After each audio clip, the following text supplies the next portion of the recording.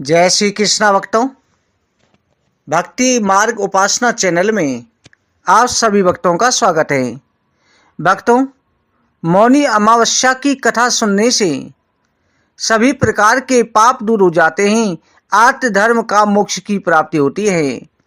माघ मास के मौनी अमावस्या के दिन माघ मास की कृष्ण पक्ष चतुर्दशी को शिव पार्वती का विवाह तय हुआ था। अगले दिन माघ मास की अमावस्या के दिन सभी देवी देवताओं ने शिव जी की साधना के लिए उपासना की थी। भगवान विष्णु ने देवी पार्वती के भाई बनकर के उनके विवाह संबंधी कार्यक्रम में भाग लेना स्वीकार किया था। मौनी अमावस्या की कथा में ये भी कहा जाता है कि मौनी अमावस्या के दिन सागर मंथन के समय जब असुर अमृत कलश लेकर भाग रहे थे, तो इसी दिन अमृत की बूंदें छलक कर के प्रयाग सहित कई स्थानों पर जाकर के गिरी। मौनी अमावस्या के दिन तिल, ऊनी वस्त्र, घी का दान करना शुभदायक होता है। इन वस्तुओं का दान अवश्य करना चाहिए। भगवान शिव पार्वती की पूजा करें, लक्ष्मी नारायण की भी पूजा करनी चाहिए। एक मान्यता ये भी है कि मौनी अमावस्या के दिन मनुष्यों के धरती पर लाने वाले प्रथम ऋषि मनु महाराज का जन्म हुआ था। मनु महाराज जो है मौनी अमावस्या को ही प्रकट हुए थे। इसकी एक प्राचीन कथा भी प्रचलित है। प्राचीन समय में एक ब्राह्मण परिवार कांचीपुरी में रहता था। पति पत्नी दोनों ही धर्मात्मा थे, धर्म पूर्वक अपनी गृहस्थी चलाते थे। इनका नाम देव स्वामी था, इसकी पत्नी का नाम धनवती था। इनके 7 साल तक कोई संतान नहीं हुई, तो केवल एक पुत्र और एक पुत्री का फिर जन्म हुआ। पुत्री का नाम गुणवती था।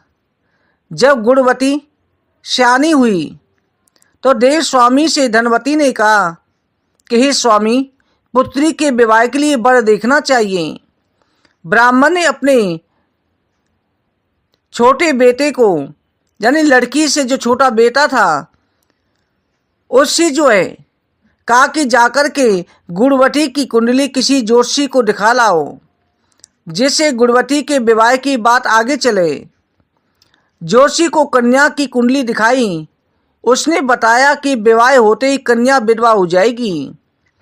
ज्योतिषी की यह बात ब्राह्मण परिवार को मालूम हुई तो बहुत दुखी हुआ। इसका उपाय पूछा। ज्योतिषी ने बताया कि हे ब्राह्मण, सिंगल द्वीप में एक पतिव्रता महिला रहती है जिसका नाम सोमा धोबिन है। यदि कन्या की शादी से पहले सोमा आपके घर आकर के पूजन करें, अपना आशीर्वाद दें, तो ये दोष दूर हो जाएगा। ब्राह्मण ने अपनी पुत्री गुणवती को अपने छोटे बेटे के साथ में सिंगल द्वीप भेज दिया। दोनों भाई बहन सागर किनारे पहुंचकर उसे पार करने के बारे में विचार करने लगे। जब समुद्र को पार करने का कोई रास्ता नहीं मिला, दोनों भूखे प्यासे पीपल के वृक्ष के नीचे आराम करने लगे। पेड़ पर घोंसले में गिद्ध का परिवार रहता था। उस समय घोंसले के सिर्फ गिद्ध के बच्चे थे। सुबह से भाई बहन की बातों क्रियाकलापों को देख रहे थे।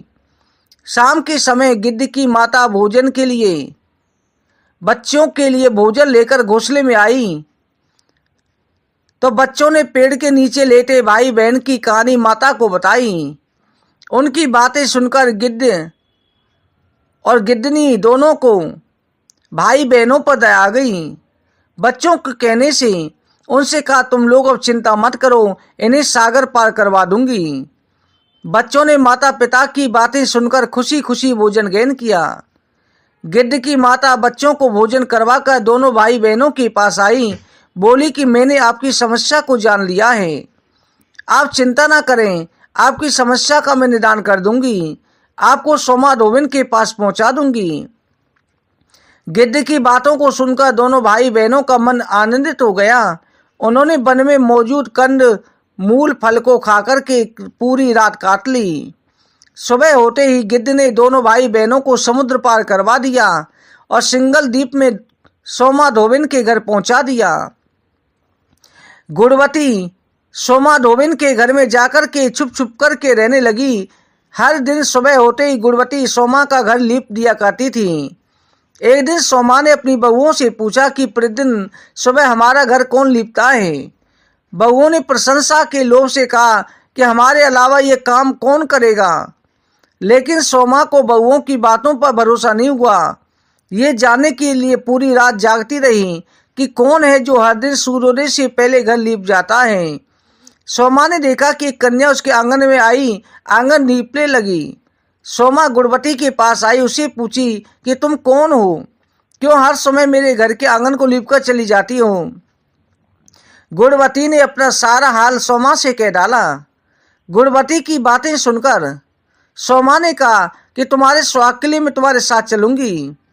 सोमा ने ब्राह्मण के घर जाकर के पूजन किया, लेकिन विधि विधान कौन टाल सकता है। गुणवती का विवाह होते ही उसके पति की मृत्यु हो गई। जब सोमा ने अपने सभी पुण्य कर्म गुणवती को दान कर दिए। सोमा के पुण्य से गुणवती का पति जीवित हो गया, लेकिन पुण्यों की कमी से सोमा के पति और बेटे की मृत्यु हो गई। लेकिन सोमा ने अपना घर छोड़ने से पहले बहुओं से कह दिया कि मेरे लौटने से पहले अगर मेरे पति और बेटों को कुछ होता है तो उनके शरीर को संभाल कर रखना। बहुओं ने सास की आज्ञा को मानकर सभी के शरीर को संभाल कर रखा। उधर सोमा ने सिंगल दीप लौटे हुए रास्ते में पीपल के वृक्ष की छाया में भगवान विष्णु जी की पूजा करके 108 बार परिक्रमा करी। इस पुण्य के प्रभाव से सीमा के घर लौटे ही उसके पति और बेटे जीवित हो गए।